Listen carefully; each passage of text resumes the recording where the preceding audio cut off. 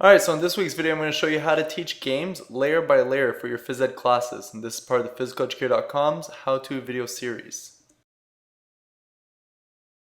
So let's say I was to explain to you a game called Beaches, Bridges, and Boats Ball Tag. So in this game we have different cones limiting out an ocean and a beach, and there's also bridges and there's boats, and people are running around and people are trying to tag others by using a ball. So I did that really fast, but it's just to show you that throwing all that information at once to students can be very confusing.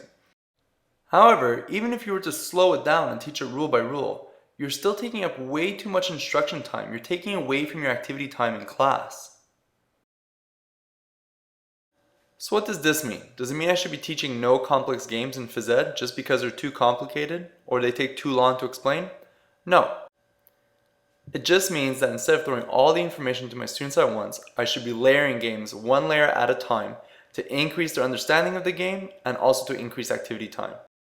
So let's go back to our Beaches, Bridges, and Boats ball tag game.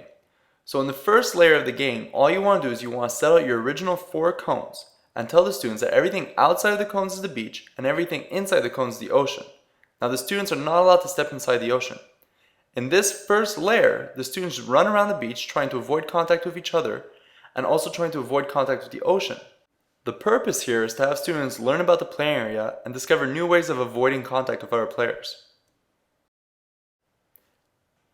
In the second layer of the game, now we can divide the ocean into 2 by creating a bridge down the middle. Same thing as the first layer, students get to move around the playing area, except this time they're also learning about how to use the bridge. Notice how we didn't go out and add a whole bunch of rules at layer 2. We added one rule and gave the students a chance to get used to that rule. In layer 3, we're going to do the same thing, except this time we're going to add boats to the game. So the students are able to run around on the beach, they can use the bridge, or to cross the ocean they can hop into a boat and shuffle their way across to another part of the beach, where then they hop out of the boat and give it to another player. Adding these small layers might seem time consuming, but don't forget they're giving the students an opportunity to put the rules of the game into action. Now the last layer of the game is where we're going to introduce the tagging players. So we're going to start off with 2 tags that start with a ball. When they have a ball in their hand, they can only pivot with it. The tags need to make passes to each other to try and tag other players. If a player gets tagged, they become a tag too. The goal of the game is to be the last running player in the game. Introducing your games layer by layer like this is going to allow you to do 2 things. First of all, it's going to help your students get a better understanding of the game and feel less confused.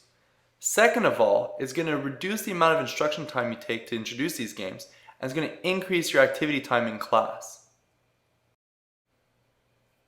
Pretty much any game you'll teach in physical education can be broken down into layers. Just remember 3 rules when layering games.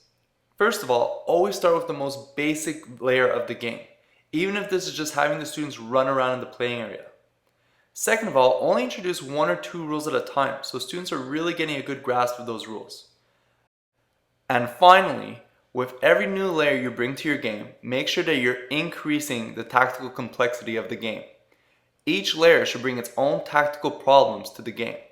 Make sure to go over these tactical problems during tactical talk time in between 2 layers of a game. So there's how you can be layering games in physical education. Feel free to try this out with some of the games from the PhysicalEducator.com. Thanks for watching and happy teaching.